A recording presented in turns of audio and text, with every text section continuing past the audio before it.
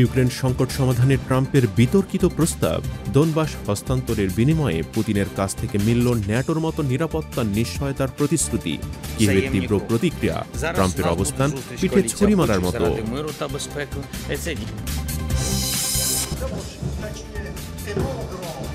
মধ্যপ্রাচ্যে যুদ্ধের দামামা, ইসরায়েলকে চূড়ান্ত হুঁশিয়ারি ইরানের, শত্রুকে গুড়িয়ে দিতে প্রস্তুত আইআরজিসি, পাল্টা জবাবে ইয়েমেনের হুতি ঘাঁটিতে ইসরায়েলি হামলা।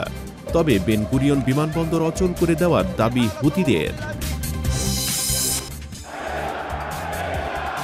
ইরানের সরকার পরিবর্তনে পশ্চিমা ষড়যন্ত্র ব্যর্থ, স্বীকারোক্তি সাবেক ইসরায়েলি কর্মকর্তার। জাতীয়তাবাদী দেয়ালে ধাক্কা খেয়ে ভেস্তে যাচ্ছে মনস্তাত্ত্বিক যুদ্ধ, বলছে আন্তর্জাতিক গণমাধ্যম।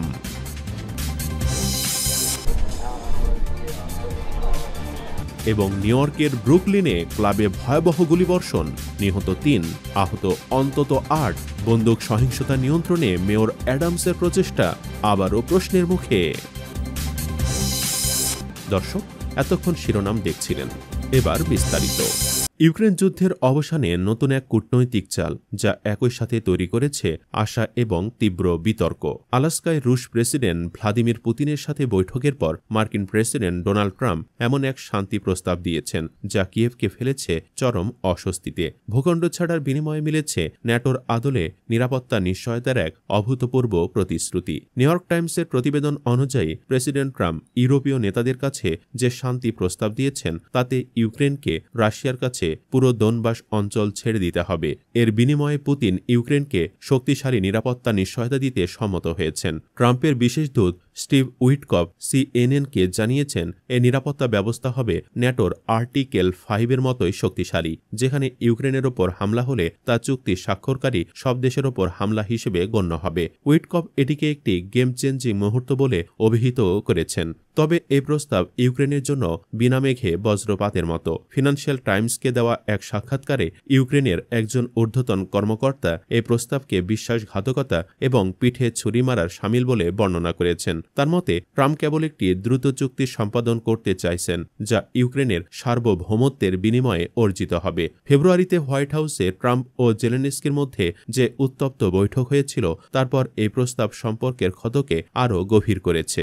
যদিও পর্দার আড়ালে ইউরোপীয় নেতাদের মধ্যস্থতায় দুই নেতার সম্পর্ক কিছুটা স্বাভাবিক করার চেষ্টা চলছিল, এমনকি একটি খনিজ সম্পদ চুক্তিও হয়েছিল, কিন্তু সর্বশেষ এই প্রস্তাবে সব প্রচেষ্টা ভেস্তে যাওয়ার পথে। সোমবার ওয়াশিংটনে ট্রাম্প ও জেলেনস্কির মধ্যে আবারও বৈঠক হওয়ার কথা রয়েছে, যেখানে ইউক্রেনের ভবিষ্যৎ নির্ধারিত হতে পারে। মধ্যপ্রাচ্যে উত্তেজনা, ইরান ইসরায়েলের হুতি ত্রিমুখী সংঘাত, ইউক্রেনের উত্তেজনার পারদ যখন তুঙ্গে, তখন মধ্যপ্রাচ্যের আকাশেও যুদ্ধের কালো মেঘ। ইরান এবং ইসরায়েলের মধ্যে একটি নতুন আরও বিধ্বংসী সংঘাতের আশঙ্কা তীব্রতর হচ্ছে। এর মধ্যে ইয়েমেনের হুতি বিদ্রোহীরাও এই সংঘাতে নিজেদের অবস্থান জানান দিয়েছে, যা পরিস্থিতিকে আরও জটিল করে তুলেছে। ইরানের ইসলামী বিপ্লবী গার্ড কোর বা আইআরজিসি এক বিবৃতিতে জানিয়েছে, তারা যে কোনো শত্রুকে গুড়িয়ে দিতে এবং আত্মসমর্পণে বাধ্য করতে পুরোপুরি প্রস্তুত। জুনে ইসরায়েলের সাথে সংঘাতে তাদের বিজয় হয়েছে দাবি করে আইআরজিসি বলেছে, বিশ্বাস এবং জাতীয় ঐক্যের শক্তি সাম্রাজ্যবাদী নীতিকে নতজানু করতে পারে। এই হুমকির মধ্যেই ইয়েমেনের হুতি বিদ্রোহীদের ব্যবহৃত একটি জ্বালানি অবকাঠামোতে হামলার দাবি করেছে ইসরায়েলি সেনাবাহিনী। ইসরায়েল বলছে, হুতিদের বারবার হামলার জবাবেই এই পদক্ষেপ নেওয়া হয়েছে। তবে হুতিরাও ছেড়ে কথা বলছে না। তাদের সামরিক মুখপাত্র ব্রিগেডিয়ার জেনারেল ইয়াহিয়া সারি দাবি করেছেন, তারা ফিলিস্তিন 2 নামের একটি অত্যাধুনিক হাইপারসনিক ক্ষেপণাস্ত্র দিয়ে ইসরায়েলের বেন গুরিয়ন বিমানবন্দরে হামলা চালিয়েছে। এই হামলায় বিমানবন্দরটির কার্যক্রম সম্পূর্ণ বন্ধ হয়ে যায় এবং লাখ লাখ ইসরায়েলিকে আশ্রয়কেন্দ্রে যেতে হয়। যদিও ইসরায়েল ক্ষেপণাস্ত্রটি শনাক্ত করার কথা স্বীকার করেছে, তবে ক্ষয়ক্ষতির বিষয়ে বিস্তারিত জানায়নি। বিশ্লেষকদের মতে, চলতি বছরের ডিসেম্বরের আগেই ইরান ও ইসরায়েলের মধ্যে একটি পূর্ণাঙ্গ যুদ্ধ শুরু হতে পারে। ফরেন পলিসির বিশ্লেষণে বলা হয়েছে, ইসরায়েল একা ইরানকে মোকাবেলা করতে পারবে না, তাই তারা যুক্তরাষ্ট্রকে সরাসরি যুদ্ধে জড়ানোর চেষ্টা করছে। কিন্তু প্রেসিডেন্ট ট্রাম্পের অবস্থান এখনও অস্পষ্ট। সব মিলিয়ে মধ্যপ্রাচ্য এখন এক বারুদের স্তূপের ওপর দাঁড়িয়ে আছে। ইরানের সরকার পরিবর্তনে পশ্চিমা ষড়যন্ত্রের ব্যর্থতা, আন্তর্জাতিক অঙ্গনে যখন সামরিক উত্তেজনা বাড়ছে, তখন অন্যদিকে চলছে মনস্তাত্ত্বিক যুদ্ধ।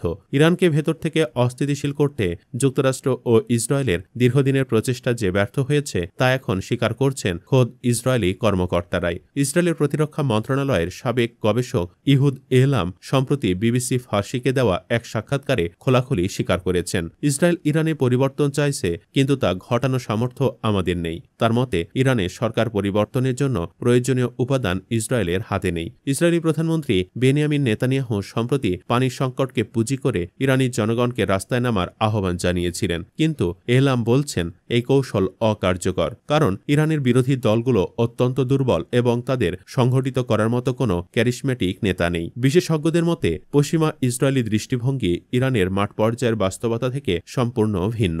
ইরানি জাতীয়তাবাদ এবং ইসলামী চেতনার মিশ্রণে জনগণের মধ্যে যে প্রতিরোধ এবং ঔপনিবেশিক বিরোধী মনোভাব রয়েছে, তা বাহিরের কোনো শক্তি ভাঙতে পারেনি। জুনে ইসরায়েলি আগ্রাসনের পর ৩০ লাখ ইরানির রাস্তায় নেমে আসা এবং সরকারের প্রতি সমর্থন ঘোষণা করা তারই প্রমাণ।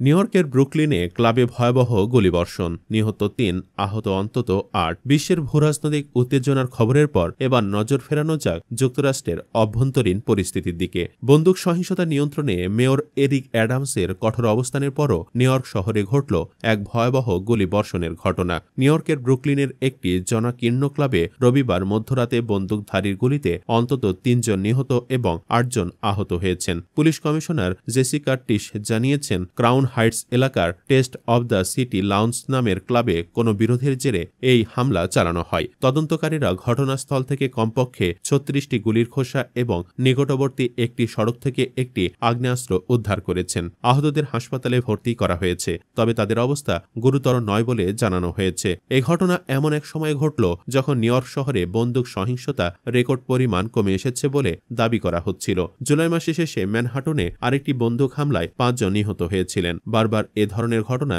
বন্দুক আইন কঠোর করার দাবিকে আরও জোরালো করছে।